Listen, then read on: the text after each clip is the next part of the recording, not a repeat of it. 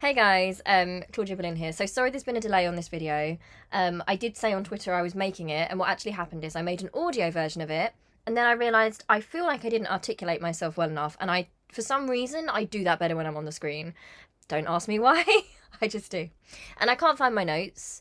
Don't know where they've gone. So essentially, I'm remaking it, and I'll try and keep it as brief as possible. So people have spoken about this in much better terms than me. So I'm bringing it up on this channel because, especially what I do at the moment, is I'm actually investigating the smear campaign against Meghan Markle because I believe she's being used as an avatar of wokeness, of someone that's other. And I think they use a lot of tropes that are very anti-black against Meghan, even though she's very light-skinned and can be sort of racially ambiguous. So I kind of have been following that. I've been following the Shamima Begum situation. So that's kind of what I'm looking at right now, among other things on the channel. And I mentioned Diane Abbott a lot in my videos. You know, I talk about so many things, too many things on the channel, but I bring her up a lot because she is an MP and she was the first black woman elected to Parliament. And ever since she's been an MP, she's been subjected to racism. So there was a situation a while ago where she was caught, as if it was a terrible crime, drinking a mojito on a train. An M&S mojito on a train, and all hell broke loose. There was also a situation where she was on an interview on the television and I believe she misspoke with her numbers, and people began calling her stupid, and a lot of racist things came out, either subconscious or very conscious. Some people who are racist but kind of cloaked it. Some people who I think were just leaning into stereotypes about black women. But it was interesting that this intelligent woman who had worked so hard and who is the first black woman MP, undeniably intelligent, undeniably ambitious and determined, and with a good career to her name, was being viewed as basically stupid, right? It was like they wanted her to fail. And that's kind of what I want to talk about here rather than the actual situation. Because what we've seen with Diane Abbott is we've seen this attempt, because she's a left-wing woman in Labour. She's also a black woman, and she talks about that. You know, she's not there to be a token. She speaks her mind. She's lived it. She's lived the intense racial abuse. And I mean, we've all seen it. I think it'll be a lie. And I've seen some people after this situation happening trying to act like she hasn't suffered the most vile racist campaign, and that isn't just normal. If you look at the racialized cartoons they draw about her, just the fact that even things that people don't understand as racism, like if you look at racism dynamics, and we look at this with Meghan Markle, it's a situation of desperately waiting for someone to fail or waiting for them to embarrass themselves. It's monitoring them, it's waiting for them to misspeak, it's deliberately misinterpreting what they do, so they play more into the racist stereotype, and so they can be got rid of. It's very conditional. So I think there was already that at play, and I think people denying that there's been a certain glee in this situation, which has been so obvious and so appalling from people who themselves, they are now, you know, I've spoken about this in other issues, you know, Darvo. So in domestic violence situations, you have deny, attack, reverse victim and offender. And what we're seeing, if we apply that to oppression dynamics and social justice, is what's actually happening is the abusive people are getting quite wise to it. So they are now trying to reposition themselves. They have made this massive move recently to make lifelong anti-racists the racists all along. And these people who openly play into racism and have said racist things and have done far worse are now depicting themselves as the anti-racists. And I want to be able to laugh at it, but it's really powerful and really, really dangerous. You know, I've spoken about what they did to Jeremy Corbyn. He's a lifelong anti-racist, and he fought against apartheid, and he still does, and he stands with oppressed communities, and he's honest about what he's doing. And even people who don't agree with him, I think, can understand that at least he's honest about his principles. You know, it's very clear what you're getting with Jeremy Corbyn, which is totally different to Keir Starmer, who just continues to lie. He's broken his manifesto pledges. I don't know what's even going on there. And I feel like people have got into the state of, this is not about Keir Starmer, but they've got into this weird state, a childlike state of blue or red, blue or red. So we all agree the Tories are awful and the Tories are the worst. We all agree with that. But we can get beyond the child primary school, the preschool level of saying, oh, blue bad, red good. Red one's good, mustn't criticise the red or it means you love the blues. I feel like we can get beyond that, and we deserve better. But so Diane Abbott basically was responding to an article that was in The Guardian, I believe. And I think, first of all, I just want to say that I feel like what she said was phrased very wrongly, and I've openly said that. And I want to kind of get into why I think that. And it's just my opinion, feel free to disagree. But I think what's actually happening here is we are seeing a black woman who has undergone so much racism, kind of, I say snapping, but she didn't do anything like awful. I think from a place of like hurt and a place of the racism she's faced being undermined, it was kind of this desperate, almost sort of like, for goodness sake, wake up, because we know that she's in the Labour Party. You know, she has been racially bullied in that party, and it's really like common to see the people that were part of that, they've not faced any repercussions. The staffers that bullied her haven't, to my knowledge, faced any repercussions. There is, we know, a hierarchy of racism in the sense, and that's not me saying some racism's worse than other racism, it's saying in terms of how we deal with racism, right? And for example, if you look at anti-Muslim sentiment, anti-brown, like Pakistani people right now, and I'm half Indian, so, you know, this level of, if the Labour Party right now is putting out these dog whistling photos accusing Rishi Sunak of basically like being kind of, it's that he thinks that, I don't want to misspeak, they're saying that this man doesn't think child abusers should be prosecuted, and they're doing this in a climate of, you know, the idea of Pakistani grooming gangs and scariness around Asian looking men, like South Asian looking people, which is really disgusting, and they know what they're doing. They are openly playing into that, so they know exactly what they're doing. They're using racism for their own ends, which is just terrifying and not what you want from your party. And I think to look at the truth of any situation, you have to look at the context, because something that happens, I talk about this a lot in abuse dynamics, is you will have, in situations of oppression, a really smart but evil move that happens to silence victims is basically that the inciting incident will be changed. So, for example, someone who's been oppressed all their lives will regularly be getting oppression and racism and things like that. The moment that person snaps in a moment and reacts with hostility or aggression or anger, it's not framed as this is a lifetime of stuff building up, a lifetime of abuse, and this person has snapped like a human being. It's, oh, look, they're angry, therefore they fall into the racial stereotype. So it's designed in that manner. And I feel like if we understand that in domestic violence, in oppressive dynamics, I feel like we don't allow people of colour to be human beings, right? We expect so much more. We expect them to be silent when they're used, like the Labour Party right now is doing with the Rishi Sunak posters. We expect them to just be completely silent about it. But they're not allowed to react. They're not allowed to make mistakes. People of colour can't make mistakes because it's conditional. That's what this tells me, that Diane Abbott was only ever conditionally allowed in. I just think it's really sick if you look at these dynamics at play. If you understand it in domestic violence, you know, you have a thing called reactive abuse. So in a domestic violence situation, because this is kind of something that I'm interested in, and maybe it might be useful, because there are people who are much more politically aware than I am. But in a situation of domestic violence, so you might have a victim who is routinely abused, right? So they're made to feel small, their self-esteem is low, they're constantly on edge, they might be attacked in various ways. They are in a high level of stress, they're being horribly abused and nobody's helping them. So what might happen is they might try different responses. So they might try fight. Well, the three responses are fight, flight and fawn. So in that situation, if you're being abused, people, I guess we don't all, people think that people have one particular thing that they do in that situation. But it's more common that, from my experience and what I've read and the people I've spoken to in similar situations, is you try a different number of them and you realise that whatever you do, because the system's against you, you can't win. So sometimes you might fawn, which means you might kind of try and appease the abuser. You know, sometimes you might freeze. It means you just don't give them anything and you hide parts of yourself and you just hope it passes. And other times, in different moods, you might fight back. So there might be a day when you think the other things haven't worked and someone is abusing you and you go back at them, right? And watch how in abuse cases this is used by abusers, because they'll point at this period of reactive abuse. Remember, abuse is a pattern of control. That's part of what abuse is. That's part of what oppression is, because power and control is so key in this. Context is so key. So what abusers will do is they'll say, oh, okay, well, you say I'm abusing you, but what about that time? What about that time you screamed names back at me? And they'll cut out the whole point that there's been years and years of abuse, right? And a person snapped for a moment.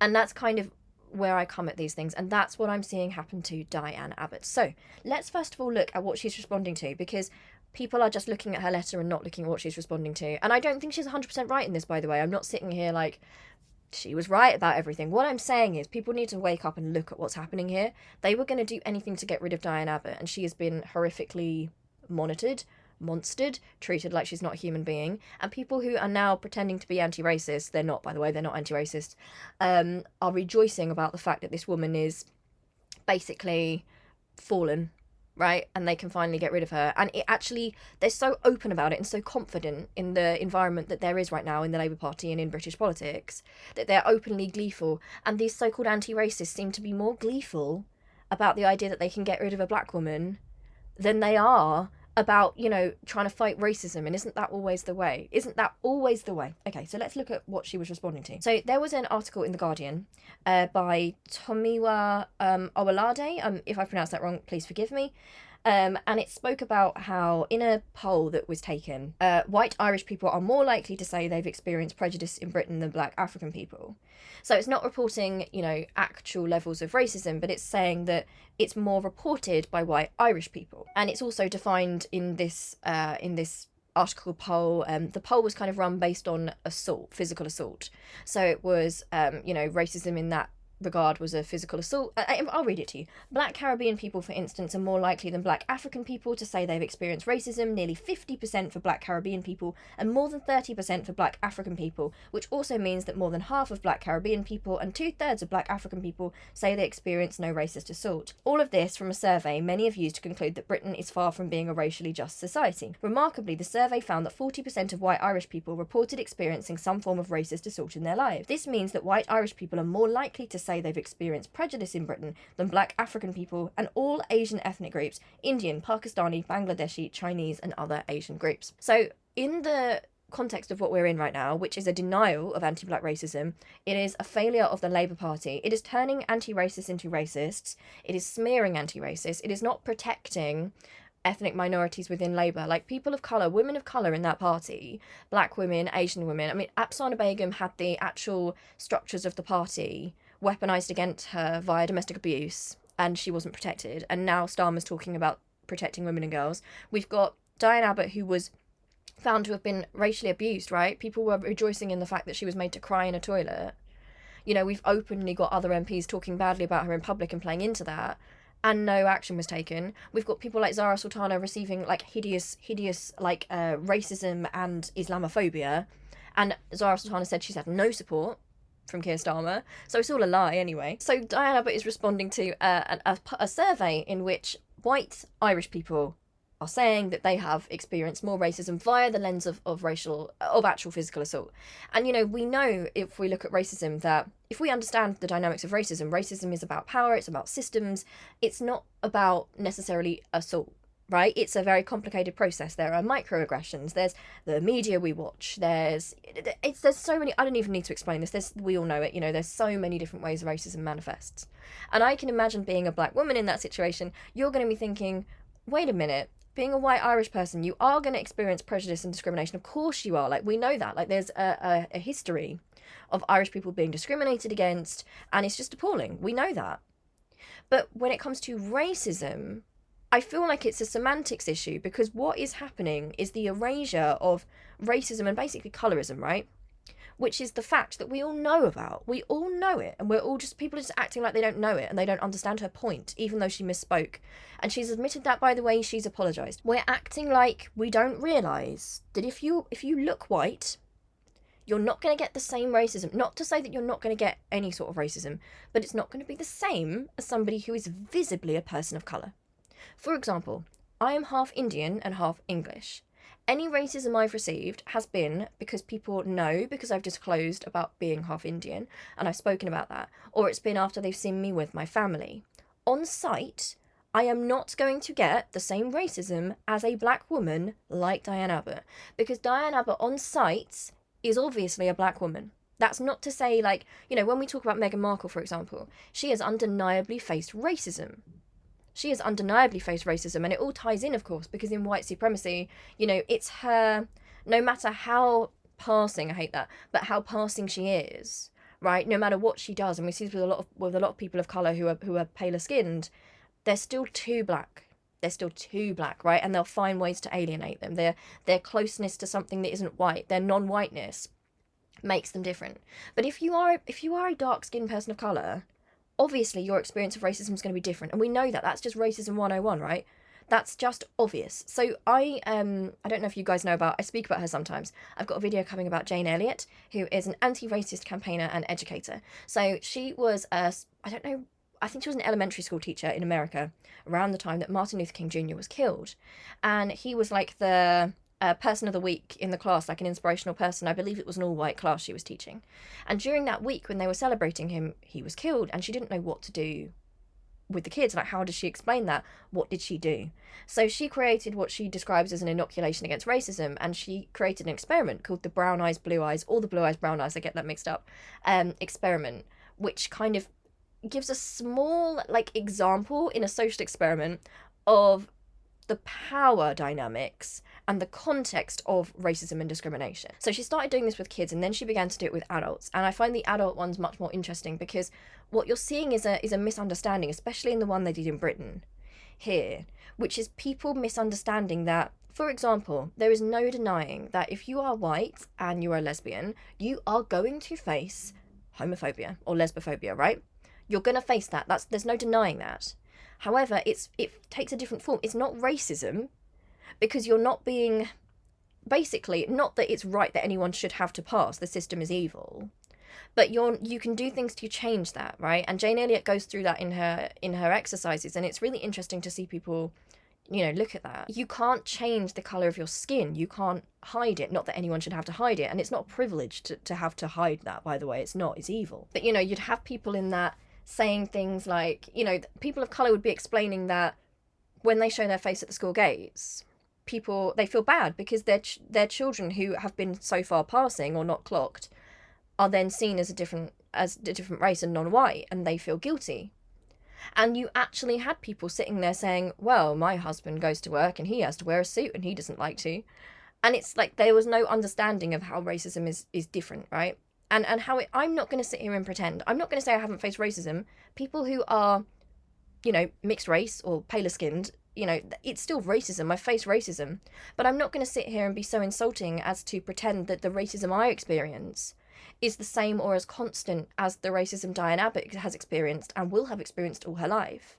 And it's not because, it's because racists simply don't know. I'm not immediately a target for racists because they don't know. If you come across as white, right, how is someone going to know to do that to you? They don't know maybe your accent or something like that. And it's not like, oh, you've got it easy. No, it's evil. The prejudice, the discrimination is completely evil. And I believe that's why we've got the term xenophobia, right? Because we have like huge prejudice against, people coming from Eastern European countries. People are vile. People are vile to those people coming over, even though they're white. But it's not racism exactly, or maybe that's a semantics issue. I suppose to me the semantics is less important than the point, right? It kind of doesn't matter, xenophobia, racism. Like, let's just be honest about the fact that yes, there's prejudice and discrimination, but it's different if you are visibly a person of colour, right? Like, that's just common sense, isn't it? Okay, and this is what Diane Abbott wrote in response to that article and to that survey, right? So it was in context. That's the context. Racism is black and white. Tomiwa Owolade claims that Irish, Jewish and traveller people all suffer from racism. They undoubtedly experience prejudice. This is similar to racism, and the two words are often used as if they are interchangeable. It is true that many types of white people with points of difference, such as redheads, can experience this prejudice, but they are not all their lives subject to racism. In pre-civil rights America, Irish people, Jewish people and travellers were not required to sit at the back of the bus. In apartheid South Africa, these groups were allowed to vote. And at the height of slavery, there were no white-seeming people manacled on the slave ships. Diane Abbott, House of Commons, London, SW1. So the reason I think what she said is wrong here is, for example, if we look at the GRT community, there's racism against the GRT community, especially the Roma community. That's actual racism. That's wrong. What she said is actually wrong. And she's said that herself. She's made the apology and said, yes, wrong. But I feel like people aren't affording her the humanity. Are we pretending we don't understand what she was saying? Is that what we're doing? And also when she talks about Jewish people in this, and again, I think she's wrong. She's right in terms of, for example, someone like, let's go for Rachel Riley. Rachel Riley is prominently Jewish, so she is going to get anti-Semitism, and she does get anti-Semitism. I don't like Rachel Riley, but I also don't want her to receive anti-Semitism. She's going to get that. However, if you just looked, like you didn't know anything about these people and you saw Diane Abbott on the street, you saw Rachel Riley on the street, who are the racists going to target? It's like if you saw me and Diane Abbott on the street, you probably wouldn't know my mix. And there's now this delusion going on that all racisms present in the same way. And this delusion that people who are white and blonde and blue-eyed are going to be receiving the same racism all their lives as Diane Abbott is not correct.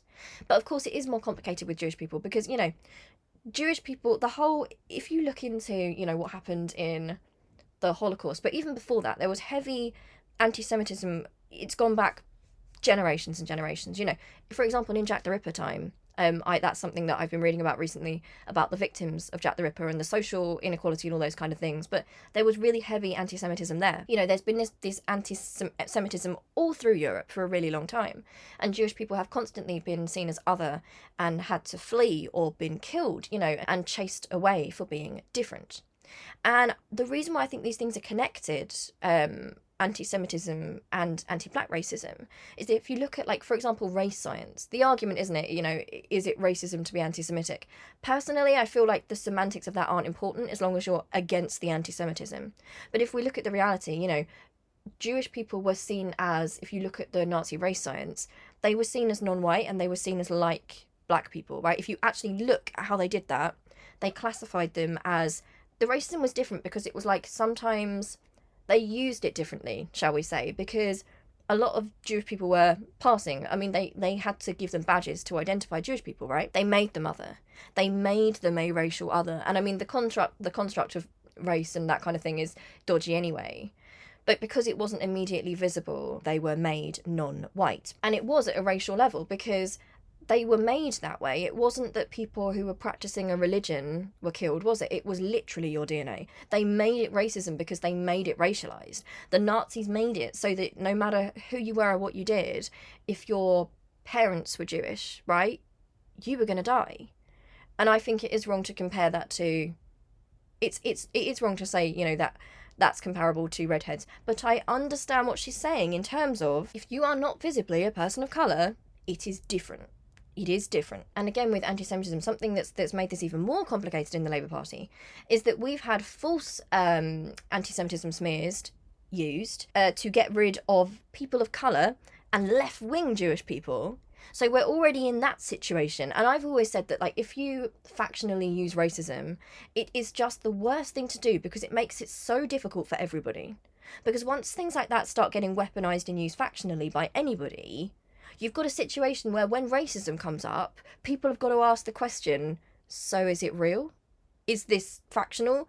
And for that that's wrong. That's so wrong. But we have got a situation where anti-Semitism is being prioritised in Labour, in the sense that the definition of anti-Semitism, which many Jewish people are in disagreement with, and I will direct you towards Heather Mendick's channel. She's incredible. She's so much smarter on this. She's so much more with it, and she's so much more politically, like, aware than anything I could give you on this channel. I'll put her channel in the description box, and also I believe she made a video about this as well. So much better than I could do it. But in that context, it's like a desperate cry of, are you kidding me? Like, some of the Jewish people who are coming forward about anti-Semitism and all this racism, and you're trying to, like, help them out, some of these things aren't even, like, let's be honest, I'm going to say it, I'm not a Labour member. Some of them are being used factionally, and I feel like we know that, yet nothing's being done in the party about anti-black racism. Nothing's being done about the racism they're using in their adverts. You know, people who've openly been anti the GRT community are now standing up and saying, how awful of Diane Abbott to do that. And it's like, who do you think is actually supporting the GRT community? The left of the party, right? Because the GRT community is hideously oppressed, discriminated against. It's racialized. The Roma community has suffered racism for years and years and years. The police bill has basically criminalized their way of life.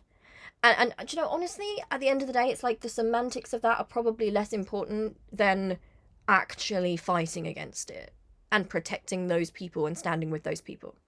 So basically, you know, I do believe what she wrote was wrong because it seems to dismiss, you know, the idea of it being, you know, the idea of saying it doesn't affect you all your lives. I get what she means in the sense that some members of the GRT community who are white passing, and not all are white passing, you're not necessarily going to be clocked as a member of that community on site. Doesn't mean that anything you get is any lesser or shouldn't be fought. You know, and the idea that with Jewish people, like for example Rachel Riley, who was it I found on here? There was somebody made a tweet that just, honestly, I couldn't believe what I was actually reading. And I don't know, I hope it's actually real. Well, I hope it's not real because it's so awful. But I think it is real. Let me just try and find this for you. Okay, so this concerns Ash Sarkar, who she writes and she works for Novara Media, right, basically. You probably know Ash Sarkar. So she's a woman of colour. She's obviously a woman of colour. And Tracy Ann Oberman, who is a Jewish woman who obviously will suffer anti-Semitism because she's openly Jewish. But she is a woman who, you know, presents as white, you know, as in on site to racists, they might not immediately know that to be anti-Semitic on site. And in 2019, an example of this is she claimed to Ash Sarkar, "I'm as white as you Wally. Honestly, Ash, I know your days are numbered once Corbynism is dead in the water, but you really can't play top trumps trolling when you and Novara are responsible for some of the worst race viciousness on here." And this is why, when we look at racism, it's all part of the same picture. I wish we understood that. It is insulting to people who are visibly dark-skinned to pretend that they're getting the same racism as people who are not. And that's not, and I'm someone who receives racism. I'm half Indian. I've received racism in my life.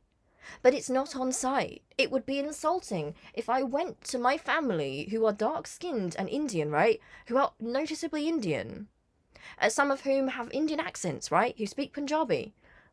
And I was like, you know what? There's nothing different about the racism we face.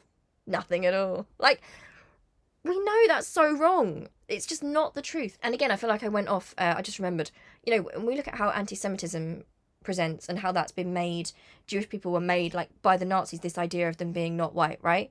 Closer to people of colour, that their non-whiteness made them different. They actually use that, you know, that's why it's important to look at these differences and not erase the differences, because part of how anti-Semitism operates, or operated, well, operates and operated, is the idea that the sneaky viciousness of Jewish people, right, that's part of the racism and the anti-Semitism. It's the idea that, sure, they look like us. The Nazis used this in their evil propaganda. Sure, they look like us. You wouldn't know on sight. And that's because they're so tricky and they're so manipulative, right? And they will trick you and they will come into your areas and you won't even know who they are. The Nazis actually used that, the level of passing for Jewish people, as part of their propaganda. So why we're going to pretend like it doesn't present differently is ridiculous, because it actually it makes it difficult to even... How are we going to fight that kind of thing if we don't understand how that manifests differently? So anyway, this is probably not articulate. And I mean, I do think Diane Abbott was wrong in what she expressed, and she said that herself. She's taken that back. You know, I think the idea that Jewish people don't face racism all their lives, I think it depends. Like, it depends. I mean, if you're a Jewish person who lived through, you know, the Holocaust, for example, and in certain places you would have. But I think we know, and we're pretending we don't, or people are pretending they don't. People are pretending they don't understand her point and what she's actually saying. We all know it's true. And unless we acknowledge the differences in the way racism and discrimination and prejudice presents and how they connect, how are we supposed to fight it? How are we supposed to fight it? Like, it's counterproductive. Anyway, thank you for watching this video. I'm going to leave... also, I believe Martin, who writes amazing articles, I'm going to put one of his articles in the description box. If I see anything else on this, I'll put it in there as well. So, yeah, thank you for watching. The reason I wanted to talk about this, I wanted to talk about oppression dynamics, how we try and wait for women of colour to trip up, especially left-wing women of colour, how we don't offer humanity to those people. And I also just wanted to speak because I'm someone that is white passing or racially ambiguous, and, you know, people don't know that I'm half Indian, and any racism I've received has been once they've known, right? Once they've seen my family and they've made the connection between that. But until that point, it's different. And I know that change and I feel the change, and it's gutting. I'm not saying it's oh, lucky me. Like, no, it's horrible. I get it. That gutting thing of, wow, now you figured it out. I'm different to you. I'm lesser, and you see me as different, like, biologically, like on a different level. It's evil, but it's not the same, right? I'm not going to sit here and act like the racism I receive is the same as the constant racism of somebody who is obviously a person of colour on site. Right? Anyway, thank you so much for watching this. I hope I've not been clumsy in this. I really hope not. Honestly, apologies if I've offended with it. I especially want to say this in terms of the GRT community. I'm very supportive of the GRT community. The anti-Roma things here are appalling. So, you know, I feel like the idea that they're having it easy when they are one of the groups in this country, which is one of the most, like right now, their way of life is being criminalised. That's happening right now. I think they're probably one of the communities which is the most vulnerable right now. So, you know, anyway, lots of love, and I'll see you really soon. Okay, love you. Bye.